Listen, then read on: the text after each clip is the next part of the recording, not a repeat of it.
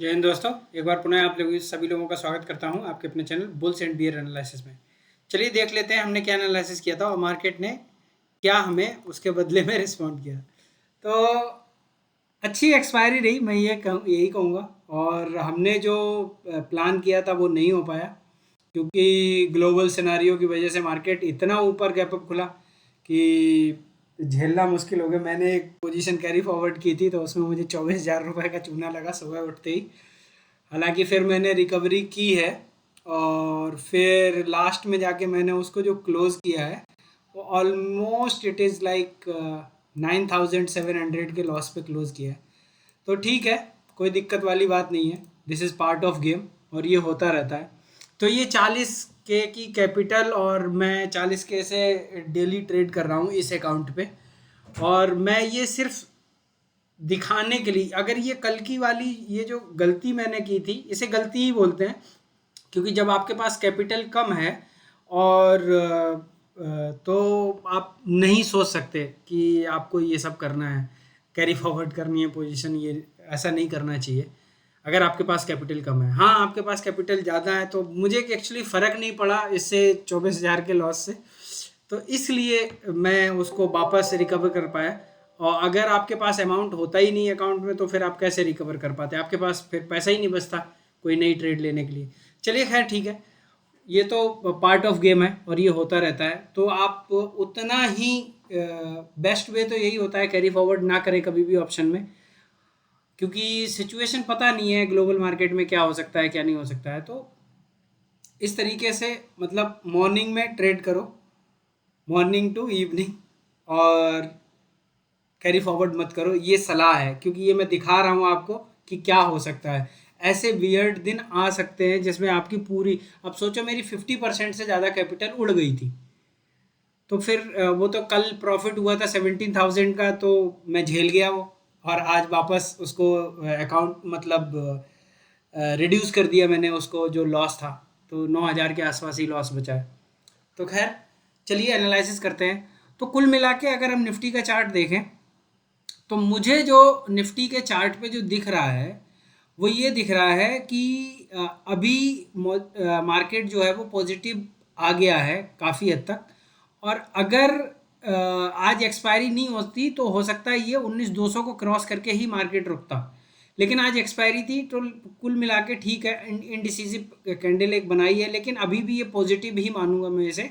और यहाँ अभी अगर जो ग्लोबल सिनारियो के हिसाब से जैसे कल मतलब आज जैसे गैप अप खुला था मार्केट, तो मैं एक ये भी उम्मीद कर सकता हूँ कि कल भी हो सकता है आपको मार्केट मौका ना दे और करीब 100-150 पॉइंट ऊपर खोल के पकड़ा दे, जैसे कि इधर ये प्रीवियस टाइम पे हुआ था जब यहाँ पे मार्केट था।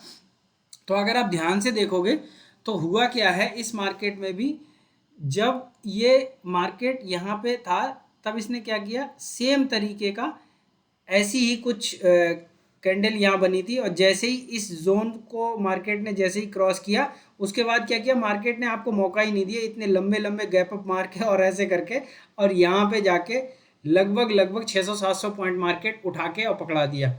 तो ये मैं ये नहीं कहता कि ये कल ऐसा हो जाएगा, लेकिन ये जरूर हो सकता है कि आने वाले इस वीक के अंदर ये ऐसी कैंडल एक बन सकती है ग्रीन, मतलब ये ऐसी एक एक छोटी कैंडल यहाँ बन जाए और एक फिर यहाँ बन जाए। लेकिन अगर गैप अप भी खुलता है और मान लो मार्केट 19,200 के ऊपर अगर खुलता है किसी भी टाइम पे, तो सिंपल सी चीज़ ये है, 19,200 के ऊपर खुलने के बाद हमारे जो मैक्सिमम टारगेट हैं वो लगभग 19,350 मान लो, या फिर 19,370 मान लो। इससे ज़्यादा के टारगेट मैं नहीं देख रहा हूँ गैप अप खुले तब भी।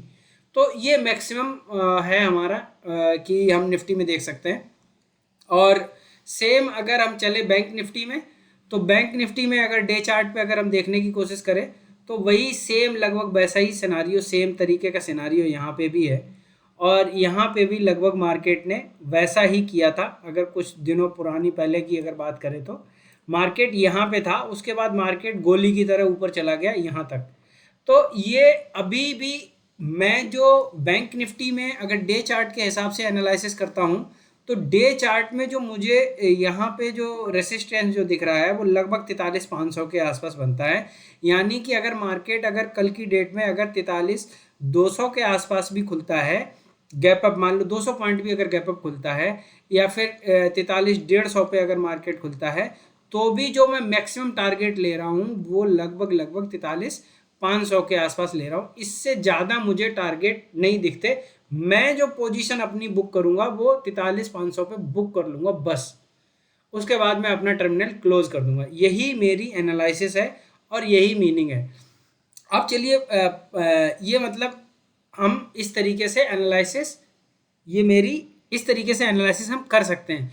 अब चलिए चलते हैं और 15 मिनट के चार्ट पे या 5 मिनट के चार्ट पे समझने की कोशिश करते हैं कि मार्केट किस तरीके से बिहेव कर सकता है। तो ये मैंने जो एक मैंने चैनल ड्रॉ किया है, वो आप चाहो तो इसको ड्रॉ कर सकते हो। तो ये जो चैनल है वो ऊपर की तरफ बढ़ रहा है 42,000 का सपोर्ट लेने के बाद में। अभी क्या है कि अगर अभी मार्केट अगर ऊपर खुलता है, अगर मान लो 42,200 के आसपास है, अगर यहाँ के आसपास मतलब माफ़ कीजिएगा 43, और इस लाइन को अगर मार्केट अगर क्रॉस कर देता है, ये जो यहाँ पे आज का जो रेसिस्टेंस था, आज जहाँ से मार्केट वापस आया, तो यही करीब कल भी यहीं पे बनेगा। तो लगभग जो बन रहा है वो 43,200 के आसपास, 43,240 के आसपास। तो 43,240 के आसपास अगर आपको मार्केट खिलता है तो वेट कर लेना, थोड़ा बहुत हो सकता है डिप मिले। वैसे मुझे गुंजाइश कम है कि डिप नहीं मिलेगी, क्योंकि एक्सपायरी दोनों निकल चुकी हैं। तो मुझे लगता है कि जैसे ही ये लाइन क्रॉस करता है मार्केट, ये पैरेलल चैनल का ये जो यहाँ पे जो मिड लाइन है, जैसे ही क्रॉस करेगा तो मैं जो हूँ सीधा जो मेरा टारगेट है वो लगभग 43,500। और अगर 43,500 मान लो मॉर्निंग में ही 43,500 के टारगेट मिल जाते हैं और फिर मार्केट यहीं कहीं अगर होवर करता रहता है, तो आगे आने वाले मंडे को या फिर कल के ही दिन मैं जो बाद के जो टारगेट है वो लगभग 43,800 तक के देख सकता हूँ। मतलब एक लगभग ये मैक्सिमम बता रहा हूँ, ये जा सकता है, इतना कोई बड़ी चीज़ नहीं है, जाएगा या नहीं जाएगा। लेकिन ये मैं एनालिसिस उस हिसाब से कर रहा हूँ कि आप कहीं 43,500 के बाद ये ना सोचने लगे कि अब तो ये बहुत बढ़ गई मार्केट, अब एक काम करता हूँ मैं पी ही ले लेता हूँ। इसलिए मैं ये बता रहा हूँ कि अगर ये इसको ब्रेक करता है तो 43,800 भी जा सकता है, हो सकता है मंडे को जाए।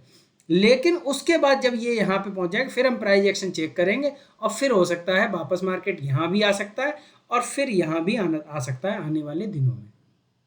तो इस तरीके से हम बैंक निफ्टी में ट्रेड कर सकते हैं। निफ्टी का मैंने बता ही दिया, बैंक निफ्टी का भी बता दिया। तो अगर आप चैनल पे पहली बार आए हैं तो चैनल को सब्सक्राइब करिए, अगर आप रेगुलर देखते हैं तो लोगों तक शेयर करिए, ताकि ये एनालिसिस सभी के पास पहुंच सके। मिलते हैं नेक्स्ट वीडियो में। जय हिंद दोस्तों।